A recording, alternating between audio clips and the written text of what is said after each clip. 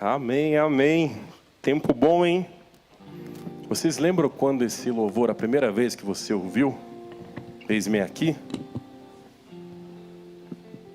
Eu lembro que eu tinha vindo num congresso aqui nessa igreja e um grupo, uma banda chamada Vineyard, tinha lançado um CD e tocava essa música e tocava todos os cultos que a gente tava e a gente ouvia e como falava o nosso coração. Aí a gente escuta hoje em dia e fala, como eu tô velho, né? Quando a gente era novo, a gente ouvia uns corinhos na igreja, você falava, é isso aí, coisa, né? Coisa nova, estamos escutando ali.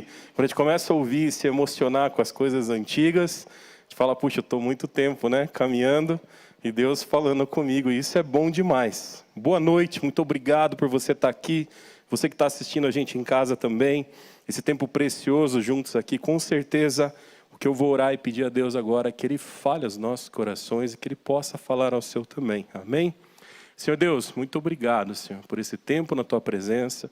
Obrigado pelo Teu carinho, Pai. Obrigado pelo Teu amor em nossas vidas. Mais especial, Senhor, o que eu te agradeço é nessa noite, a Tua presença nesse lugar, ó Pai. Vem com o Teu Espírito, fala conosco, ó Pai. Que a palavra dita aqui, ó Pai, não sejam as palavras que saiam da minha boca, principalmente os meus pensamentos, mas que sejam aquilo que o Senhor falou comigo, ó Pai. Essa palavra falou muito ao meu coração, trouxe reflexão e principalmente mudança à minha vida. Nessa noite eu quero compartilhar às pessoas aqui, mas que a mesma voz do Teu Espírito que falava comigo possa falar com eles aqui e aqueles que estão em casa, Senhor.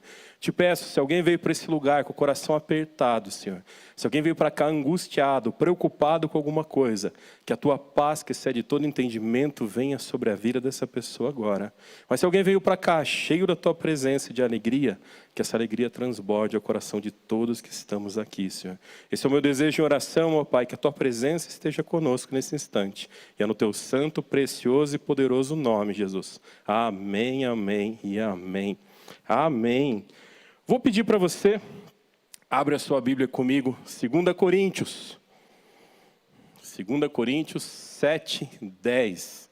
Abre lá, versículo pequeno. Mas olha só, em 1 Coríntios, Paulo tinha dado aquela escovada, mas tinha mandado uma carta falando algo pesado para aqueles homens que estavam ali. Por quê? A gente sabe que aquele povo daquela região era muito baderneiro. O pessoal ali bagunçava bastante e não tinha um comprometimento com as coisas de Deus. Alguns haviam se convertido, muitos judeus tinham deixado e estavam caminhando na prática cristã ali nos primórdios da igreja. E aí sabe o que acontece? Aquela carta, alguns te ofenderam. Alguns ficaram no mimimi, tipo assim, como assim? Que Paulo está me dando uma dura? Estou começando a caminhar no evangelho e já vem me dando uma escovada dessa. E eles ficaram chateados, ficaram tristes. E aí nessa segunda carta que a gente vai ler esse trechinho aqui, a gente vai perceber que Paulo responde a eles. Vocês ficaram chateados? Então deixa eu explicar uma coisa para vocês. 2 Coríntios, capítulo 7, versículo 10. A tristeza, segundo Deus, produz arrependimento para a salvação, que a ninguém traz remorso, mas a tristeza do mundo produz a morte. Esse texto aqui, contei o contexto para vocês do porquê isso acontece. A gente começa a olhar e entender aqui que esse tipo de tristeza, eu fui repreendido, eu entendi que eu estou errado, e eu fiquei triste. Até aí, quando você percebe que você está errado, você fica triste. Ninguém fica feliz quando está errado, fica? Quando você erra alguma coisa, você fica feliz? Quando algo sai totalmente fora do que você tinha planejado, você fala, que legal. Ninguém faz isso. Quando algo dá errado, você fica triste. Mas e quando alguém te mostra que algo está errado? No primeiro momento, você pode deixar o teu ego falar mais alto. E aí você pode olhar e falar assim, não está errado. Até que me prove o contrário, não está errado. Ou você pode parar e entender que muitas vezes aquela repreensão não precisa de muita inteligência ou muita profundidade para entender que aquilo não ia para o caminho certo. O que Paulo está dizendo para aqueles homens é que a vida deles não estava correta, que eles precisavam tomar cuidado com o que eles estavam fazendo, que as práticas de vidas que ele tinha não iam levar eles a um lugar bom. Naquele momento, alguns ficam tristes. Alguns falam, estou chateado com você, Paulo. Não quero mais ler o que você escreve. Não quero mais saber. Quero permanecer onde eu estava. Alguns falam, puxa vida, eu errei. Isso entristece meu coração. E aí, o pastor Marcelo não está aqui hoje, né? Não está aqui com a gente, louvando ao Senhor, é muito bom ouvir ele aqui. Uma vez eu estava conversando com ele, a gente estava conversando sobre arrependimento. O que a palavra arrependimento significava para nós dois. E foi uma conversa preciosa. Porque o primeiro ponto, arrependimento não é quando você é descoberto fazendo algo errado. Quando alguém descobre que está fazendo algo errado, você está errando feio, aquela coisa de caráter. E aí você erra. E alguém fala, ei, o que você está fazendo? Aí você para e fala, não, peraí, eu me arrependo. Normalmente não é assim tão fácil. Mas isso não é arrependimento, isso é medo da consequência. Quando a gente era criança, a gente fazia alguma coisa errada, a mãe mandava não mexer numa coisa, não mandava vir em tal coisa, a gente ia lá, colocava a mão e a mãe descobria. O que a gente fazia? Eu me arrependo. Não, é que sabia que ia complicar as coisas. Isso não é arrependimento. Mas existe uma outra questão, como esse texto fala. Eles foram repreendidos, e naquela repreensão eles se entristeceram. E às vezes quando você percebe que algo deu errado, você vai se entristecer. Quer ver um exemplo? Quando você magoa alguém. Quando você faz uma analogia a alguém, às vezes até como brincadeira, e você fere alguém. Você fala, isso não foi legal. Se você sente prazer nisso, tem alguma coisa errada com você. Né? Se você se alegra com a dor dos outros, pare, por favor, alguma coisa está complicado nos teus caminhos. Mas, se você sentiu essa tristeza de, eu errei, não deveria ser assim. Você para e começa a refletir e fala, puxa vida. E a gente começa a olhar e entender assim, peraí, isso que eu estou sentindo é remorso. Eu sinto que o que eu fiz está me corroendo. Eu sinto que o que eu fiz foi errado. Mas eu estou com remorso. O arrependimento é diferente. O arrependimento é você olhar, entender, às vezes se entristecer com o teu erro, mas você perceber que aquilo precisa mudar. Não é simplesmente um sentimento, mas uma atitude. É você olhar e falar assim, não pode ficar assim. Se isso está errado, então como é o certo? Então eu preciso aprender, então alguém me ensine, então alguém me fale, ou eu sei o que é o correto, então eu preciso parar de fazer o errado. Essa é a grande essência do arrependimento. Mas por quê? Por que é tão precioso assim? Por que a gente tem que olhar e falar assim, puxa vida, mas remorso é muito parecido, eu já senti isso. São palavras iguais, não são. Primeiro, na etimologia delas, não significam as mesmas coisas. Mas quando a gente olha só para o sentimento, o remorso faz sentido. Puxa, eu não deveria ter feito isso. Eu já fiz algumas coisas que eu senti remorso. Eu era pequeno e eu estava em casa brincando com as coisas e eu achei um marimbondo. E sabe, eu vou contar uma coisa para vocês. Quando eu era pequeno, eu era muito pequeno mesmo. Eu era bem menorzinho. Depois alguma coisa aconteceu e eu cresci de uma idade para frente. Mas eu era bem pititico mesmo. Se vocês olharem fotos minhas, eu era praticamente só a cabeça, assim. Se eu parasse, eu caía com os pés para cima, assim. Um dia eu mostro para vocês, tá? Mas eu morria de medo de formiga. Eu tinha um pânico de formiga, um medo de formiga absurdo. Porque uma vez eu estava andando num terreno vazio perto de casa. E minha mãe falou assim, sai daí menino, tá cheio de formiga. Eu queria andar, eu queria correr naquele terreno. Eram os meus limites, era o muro da casa, me deixaram sair de casa. Pensa, minha liberdade, né? Vou sair daqui, tô feliz. E eu corria naquele terreno, minha mãe falou, vem pra cá que tá cheio de formiga. E de repente eu parei para olhar para minha mãe que estava no muro. E sabe o que aconteceu? Um monte de umas formiguinhas vermelhas já estavam mais ou menos na altura das minhas costas. E estavam mordendo a minha perna, e estavam mordendo as costas, estavam mordendo o braço. E eu voltei correndo para minha mãe, gritando para ela me ajudar. Ela pegou a mangueira com água e tentou tirar. É uma formiguinha pequenininha, o pessoal fala formiguinha de fogo, chamou de saúva. E aonde ela mordeu ficou uma bolha no lugar. Eu sinto remorso. Puxa, a dor do que virou as bolhas daquela formiga, eu sinto remorso. Minha mãe me avisou e eu não quis saber. Eu sinto remorso. Mas eu falo para vocês, eu lembro de muitas vezes a minha mãe falar para mim assim, cuidado com o formigueiro, e eu tomar cuidado. Mas sabe o que aconteceu? Uma coisa que eu me arrependi muito. Por ter medo de formiga, meu pai falava, que isso, rapaz? Medo de formiga? Seja homem, né?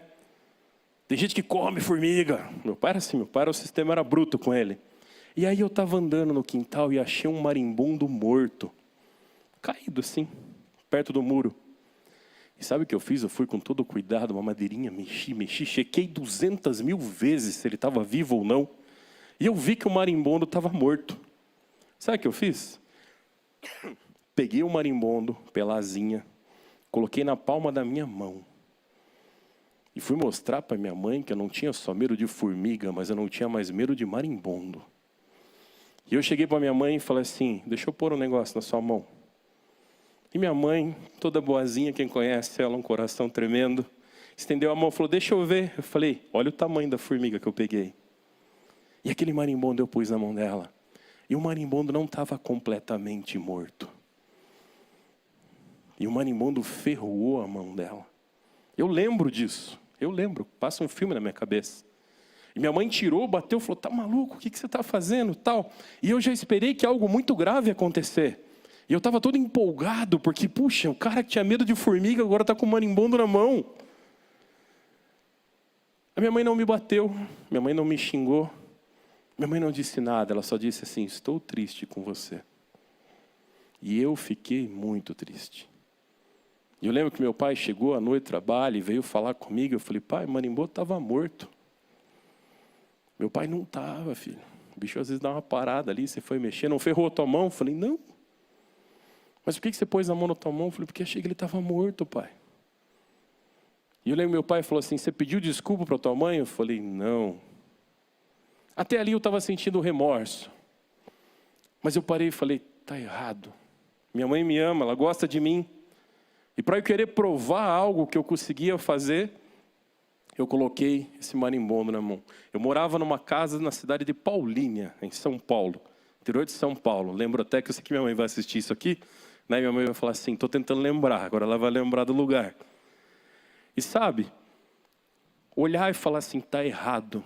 E eu lembro que eu fui para minha mãe pedir desculpa, mas eu chorei tanto.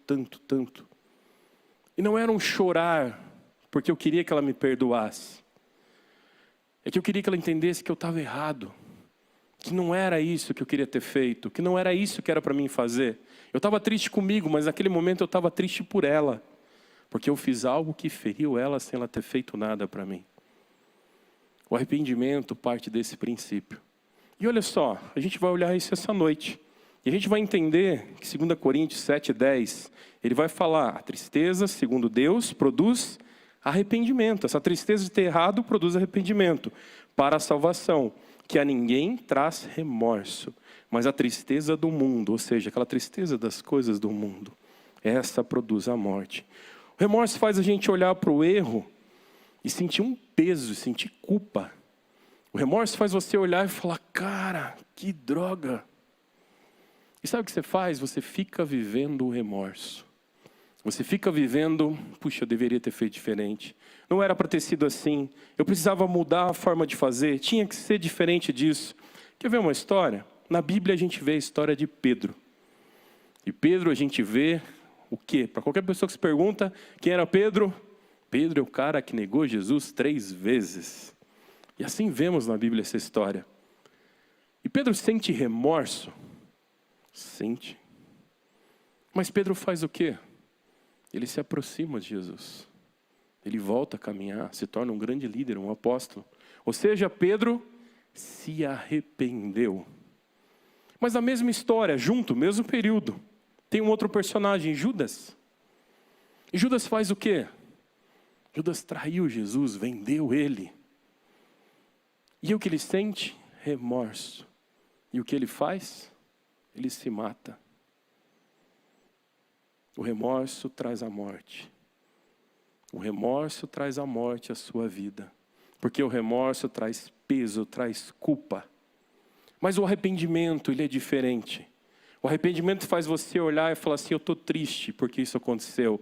Mas algo diferente precisa acontecer. E olha só, se a gente começar a olhar e entender que eu não posso deixar que as coisas virem remorso no meu coração. Eu não posso olhar para as coisas que eu errei e falar assim, não. E você fala, mas como é que eu vou saber se eu estou sentindo remorso ou se eu me arrependi? É simples. O remorso, você vai viver essa dor a vida inteira.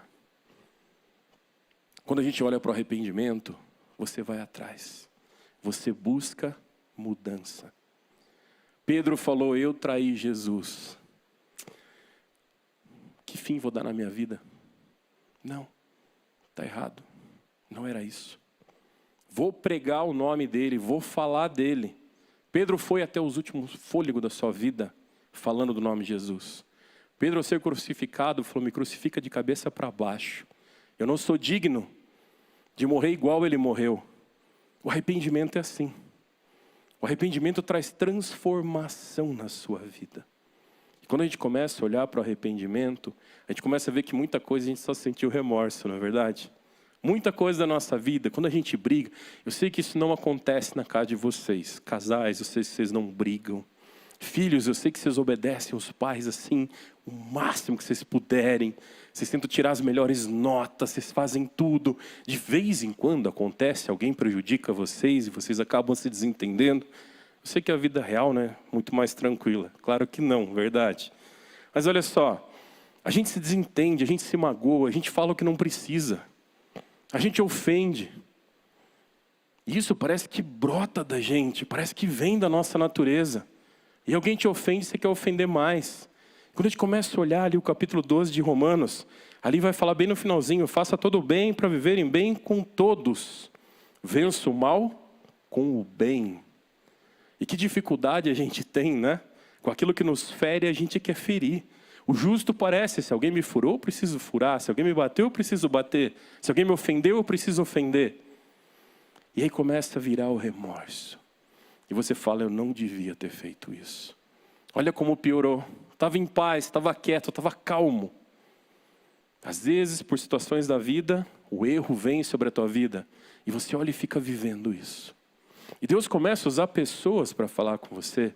Deus começa a falar através de sonhos. Deus fala através da palavra.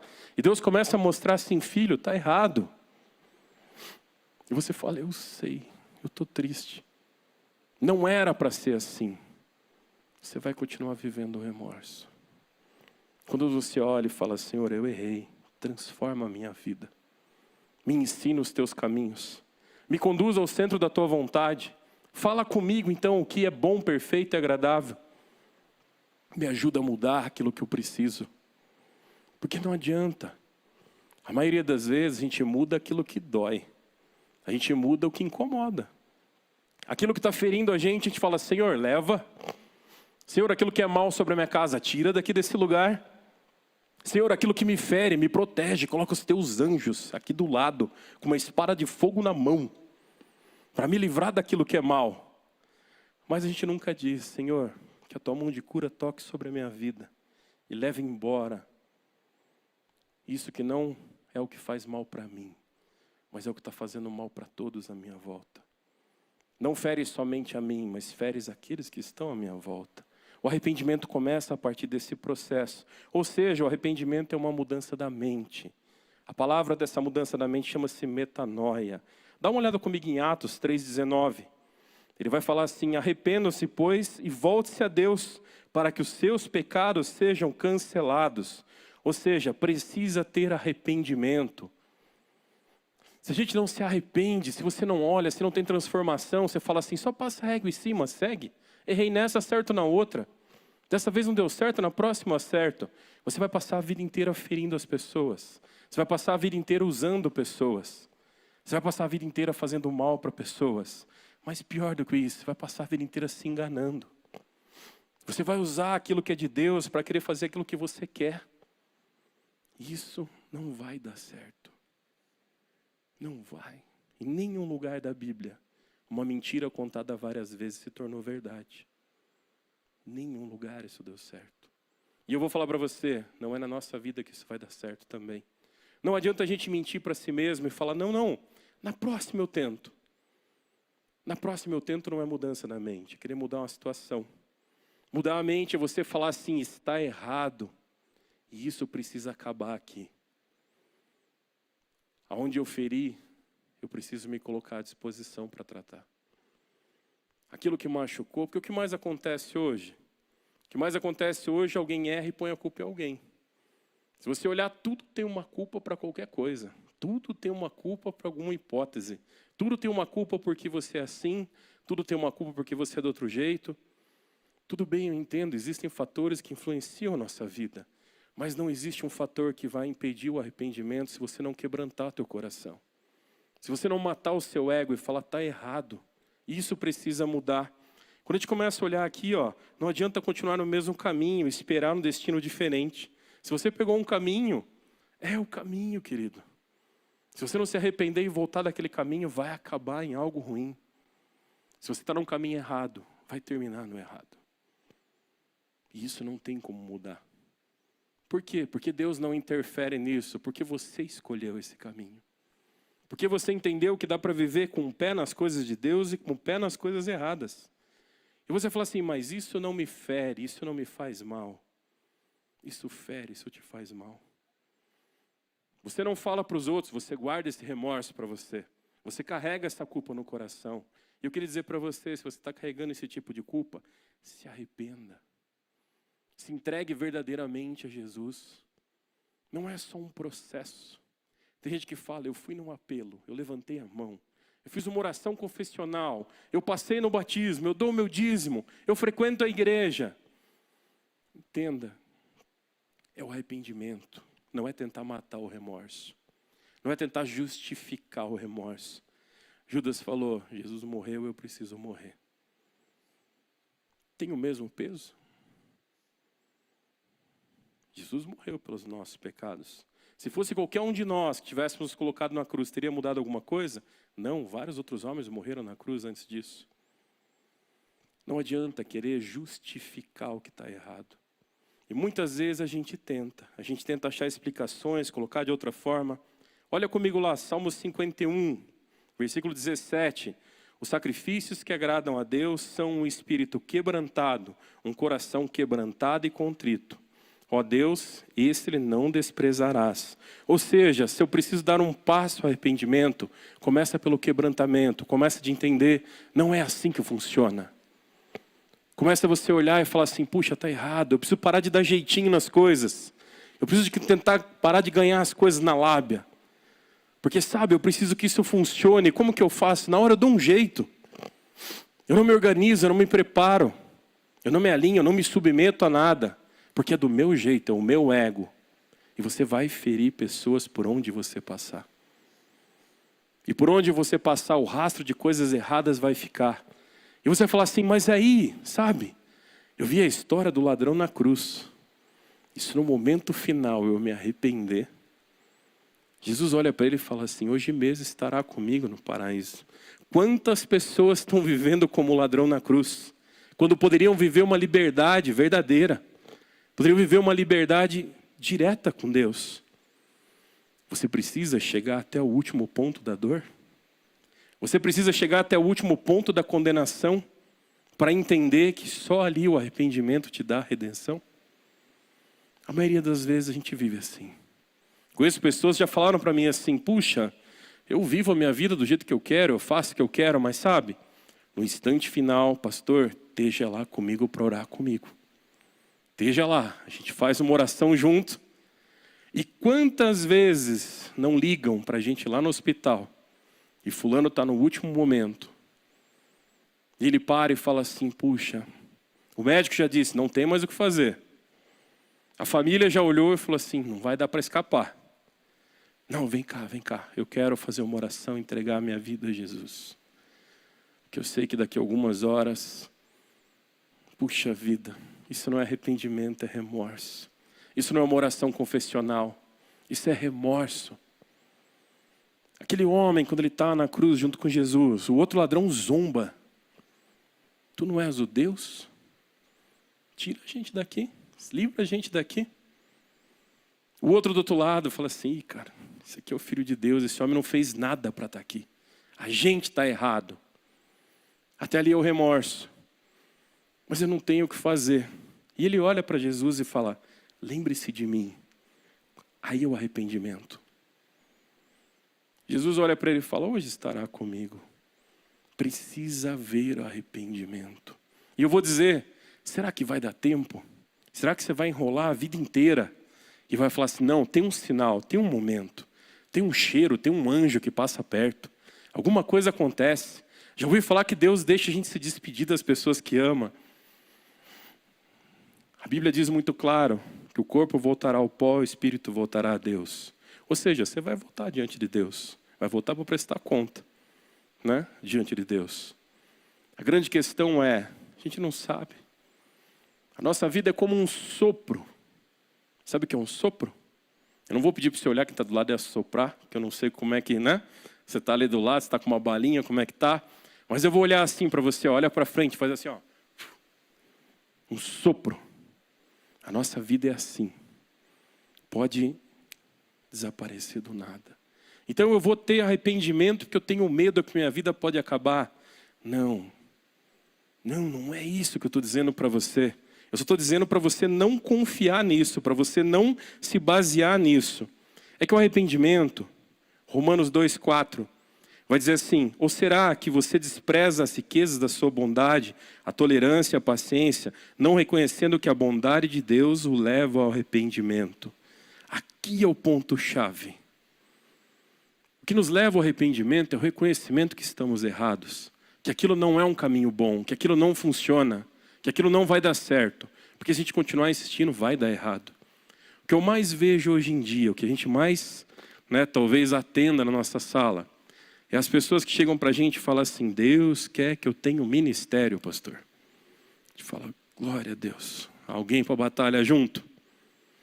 Mas sabe, a pessoa vem e tudo é os outros que tem que fazer. Já começa por aí. Porque Deus me chamou, mas eu preciso que você vá lá, pastor. Eu preciso que você faça isso, que você faça assado, que fulano vá, que Beltrano vá. Quem sou eu? Eu sou o cara da foto. Né? Porque foto o povo gosta de tirar, não é verdade? Foto, líder com foto, falar para você, né? Foto bonita é o que mais sai. Ministério que está assim, buscando por muita foto de coisa pessoal, a gente precisa tomar cuidado. Eu falo, a gente tem aqui, a gente sobe as fotinhas do ministério, sempre está mudando ali. Eu começo a ver muita gente, começo a ver o mesmo, falo, ei, pega os fotógrafos, né? Se é menino, eu falo, ei, tá afim da menina, tá tirando tua foto dela, tá fazendo. Porque acontece. A gente começa a olhar para as coisas e perceber que é muito fácil perder o foco. É muito fácil ir para a nossa própria vontade.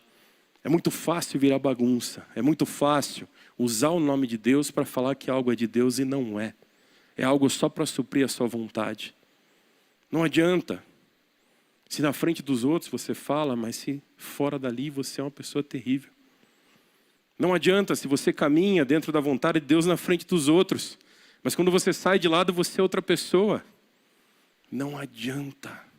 O arrependimento é algo que acontece na nossa vida onde a gente olha e não sente medo.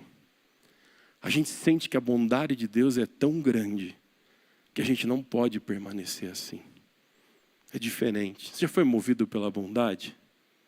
Eu já fui movido pela bondade várias vezes. Deus usou muitas pessoas com atitudes de bondade sobre a minha vida, que me constrangeu de tal forma que eu falei, puxa, precisa ser diferente. Algo precisa mudar. Se Deus está fazendo isso comigo, é porque tem algo, um propósito maior para ser mudado aqui. E aí eu vou orar, vou buscar, Senhor, o que é que precisa sair da minha vida? O que é que eu preciso? Aprender a confiar mais em Ti? Preciso entregar mais a minha vida a Ti em maior confiança diante de Ti? Preciso vencer os meus medos confiando ainda mais em Ti? A maioria das vezes a gente quer que os títulos nos dê cobertura para aquilo que a gente quer fazer. Vou falar para você, aqui nesse texto ele fala que a bondade de Deus, ela leva ao arrependimento. Você tem uma opção, viver pelo remorso. E só aquilo que eu sinto dor, só aquilo que eu sinto que feriu, só aquilo que machucou é o que eu vou mudar. E aí você para e fala assim, não. João 3,16 diz que Deus amou o mundo de tal maneira que deu o seu único filho para que todo aquele que nele crê não pereça, mas tenha vida eterna. Não existe atitude de bondade maior que isso. Porque nenhum de nós daríamos a nossa vida pela humanidade. Nenhum de nós daria muito menos um filho, não é verdade? É a bondade de Deus que tem que mover o nosso arrependimento. Quando você olha e fala, Deus me ama, você tem que olhar e falar assim, puxa, que a sua bondade me transforme. que aquilo que eu estou vendo como verdadeiro. Não move a tua vida pela dor, não move a tua vida pelo remorso. Não move a tua vida porque isso dá errado, isso dá certo. O que está dando errado, Senhor, eu vou virar para o outro lado. Não, mova a tua vida porque Deus está dizendo que te ama. Transforme a tua vida, seja diferente, vença aquilo que está difícil. Mate o seu ego. Confie mais em Deus. Se coloque mais diante dEle. Não porque você tem medo de ir para o inferno, mas porque a graça e a bondade de Deus te alcançou. Nessa noite, aqui nesse lugar, que eu queria dizer para você que se o mal tentou colocar uma inverdade no teu coração, e tem dito para você que é pelo medo que a mudança precisa vir, Satanás é derrotado na tua vida nesse instante. Se por algum momento você busca Deus e a tua fé porque você tem medo de ir para o inferno, então Satanás está sendo derrotado na tua vida nesse instante. Porque é a graça que te alcançou.